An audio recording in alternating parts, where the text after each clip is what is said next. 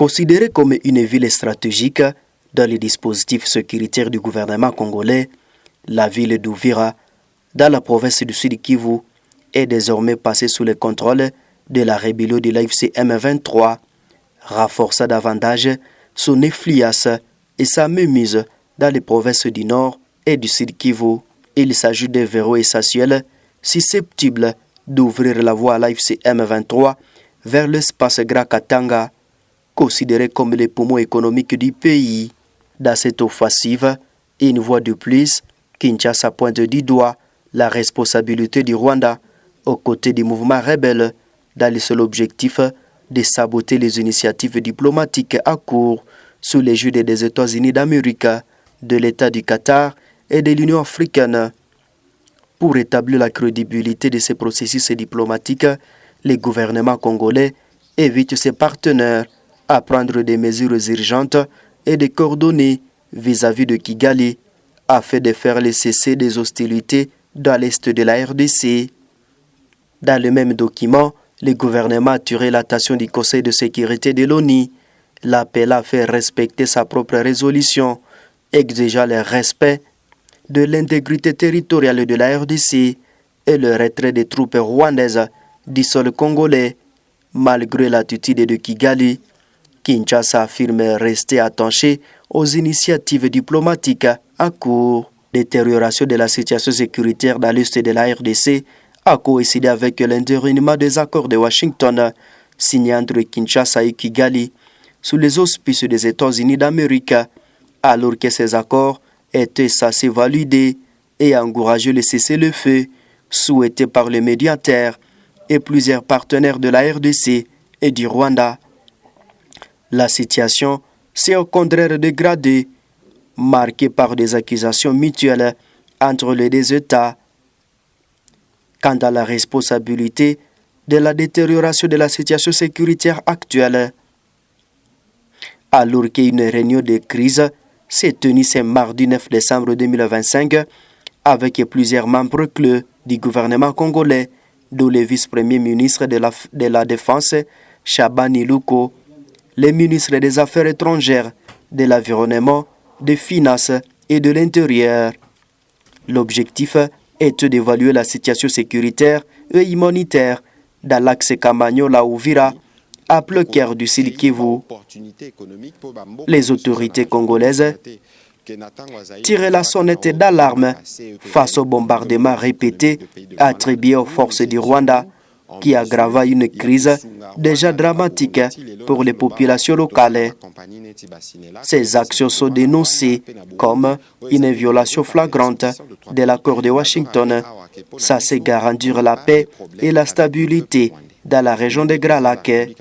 Je vous propose de suivre les porte-paroles du gouvernement dans ce briefing sur la RTNC.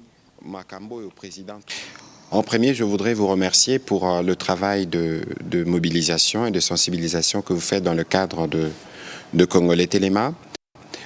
Je me tiens devant vous aujourd'hui toujours avec la même gravité parce que la situation qui se passe dans la partie est de notre pays est inacceptable, surtout après la signature de l'accord le 4 décembre dernier.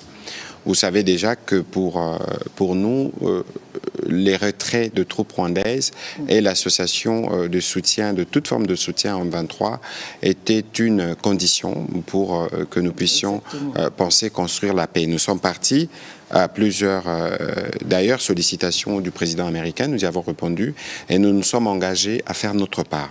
Et aujourd'hui, avant que nous puissions d'ailleurs faire quelques points, je voudrais commencer par dire notre solidarité.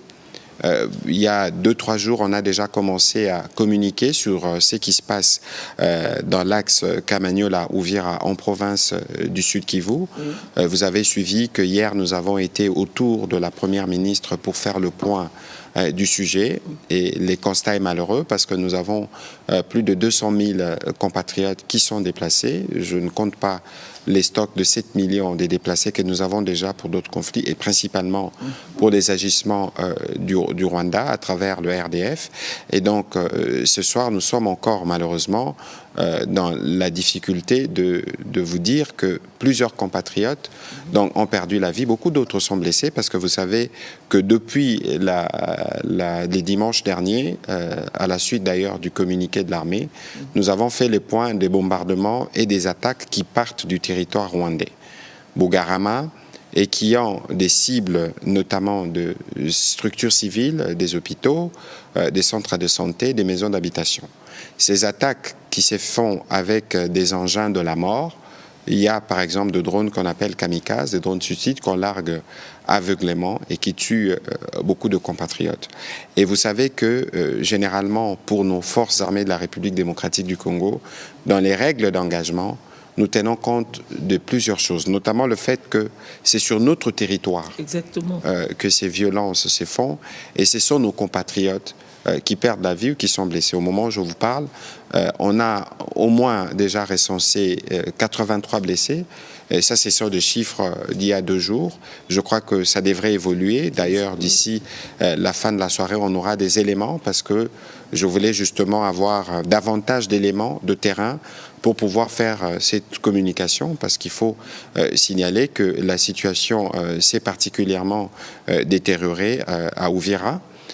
Parce que, comme nous le savions déjà depuis plusieurs jours, il y a une violence inouïe qui s'est fait sur terrain et qui est portée directement par l'armée rwandaise dans l'objectif de s'aimer la mort et la désolation. Et donc, ce soir, on attend évidemment d'avoir un autre point plus complet de la situation du gouverneur Pouroussi tout à l'heure, mais je dois vous dire que nous avons été, le président de la République, la première ministre, tout le monde mobilisé pour suivre la situation de près. Évidemment, il y a des aspects militaires qui ne feront pas l'objet de ces discussions, mais il faut savoir que nous sommes dans le cadre de Congolais Téléma.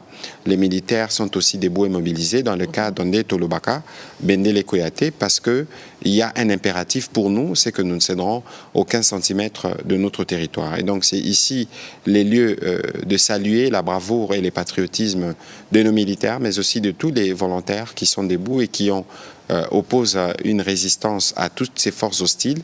C'est d'exprimer à nouveau notre solidarité pour toutes nos populations qui sont victimes de ces attaques du Rwanda. De toute évidence, nous savons qu'au bout de cette situation, notre pays sera vainqueur. Donc le message de ce soir, je reviendrai dessus, c'est que nous devons tous rester mobilisés, comme je le dis, et que dans la guerre qui se passe actuellement, ce n'est pas une guerre qui cible le président. Les offensives dont il est question ici, ce n'est pas simplement ce qu'on voit sur l'axe Kamanyola-Uvira. C'est plusieurs points qui sont attaqués simultanément. On a des actions hostiles Walungu, Shabunda, dans les axes précis. Je pense qu'au niveau de l'armée, ils pourront faire ou nous envoyer des éléments plus précis pour communiquer, y compris dans la province du Nord Kivu, dans l'axe Masisi-Walikale ou encore dans l'axe Lubero. Pourquoi nous les disons? Parce que nous avons un besoin pour les Congolais d'être mobilisés.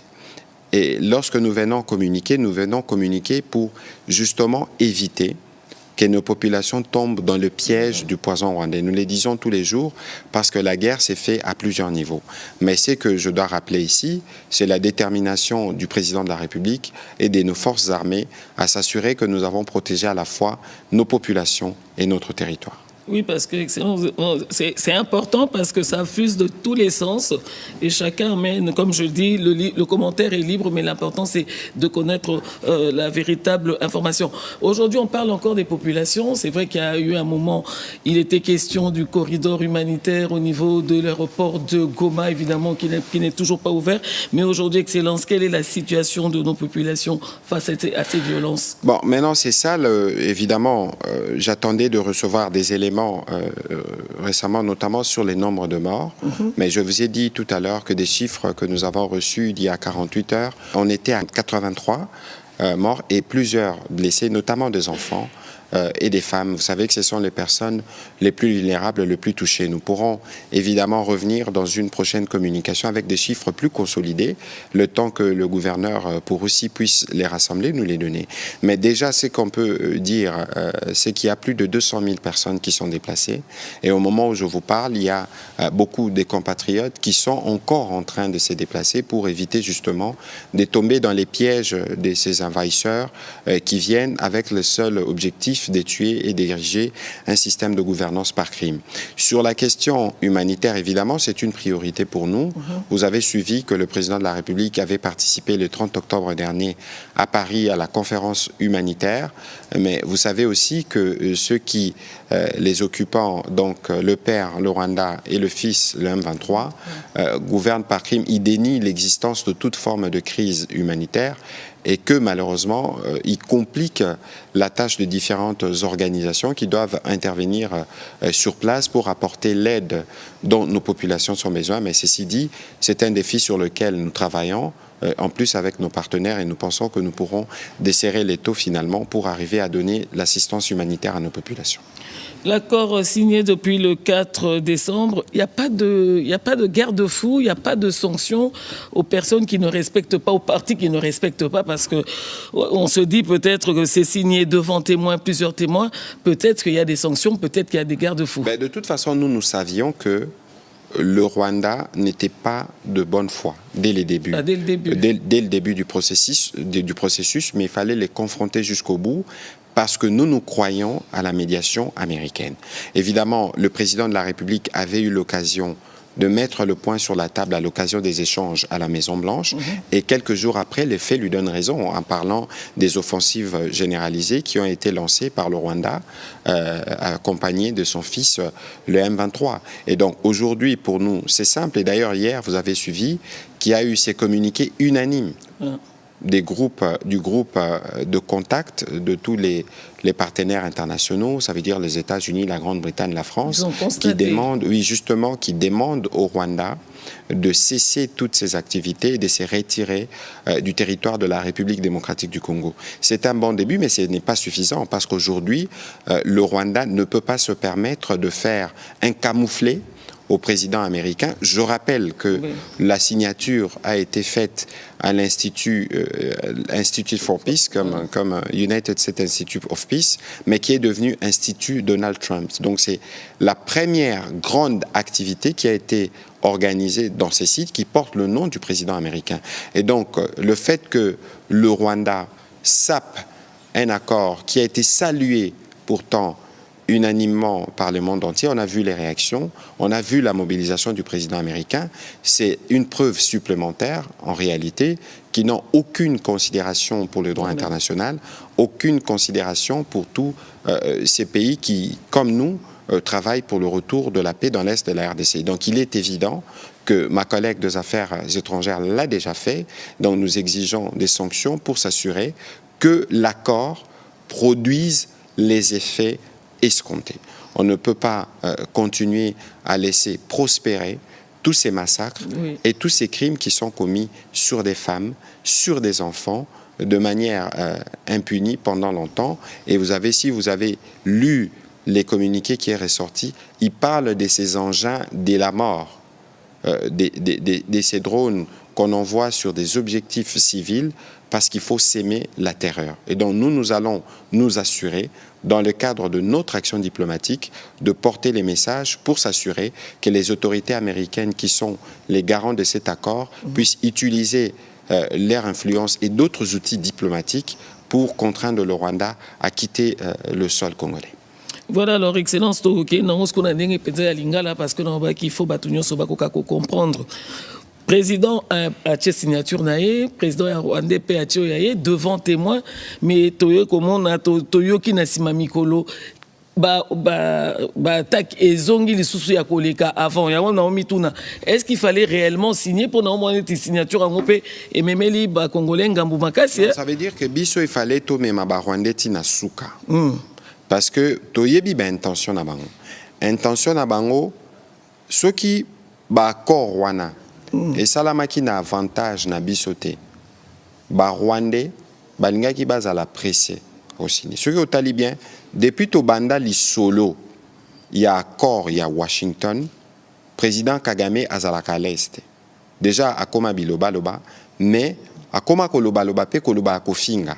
Et là, qui c'est que Aza perturbé la stratégie naïe. Parce que hier, Messani na Moibi, Rwanda Tongamaka po ba piyaka, ba minerai na biso na est ya RDC. L'air biso tokenda ki na ba Américain, ba accord au to signaki. Toloba ki toko mema transparence. Toloba ki so ki to memi kimia, toko mema transparence, pe toko tala nenge nini, toko créer ba opportunité économique pour ba mboka nyonso eza na région. Tobo sanate ke natango Zaïre tozalaka na o tobengaka CEPGL, Communauté économique de pays de Grand Lac, où nous étions nous en mesure ya kusunga Rwanda na ba Burundi ti lelo nazo lobawa tozana ba compagnie neti ba Sinelac o epesa courant na Rwanda pe na Burundi o ezapé dirigé par les ressortissants de 3 pays. Nazo rappelé awa ke pona biso on n'a pas de problème avec le peuple rwandais. Ndenge président de la République à Lobaka.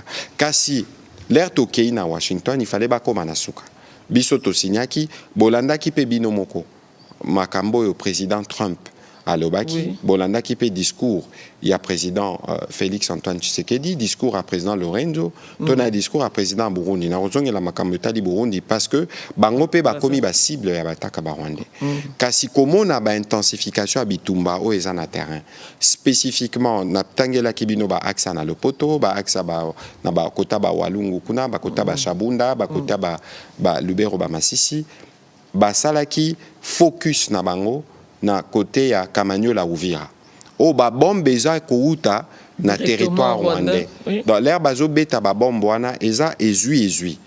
Ça veut dire que ba beti ba bombe o ezo kwea e kwei na bandaku e kwei na ba centre de santé e kwei pe na ba hôpitaux.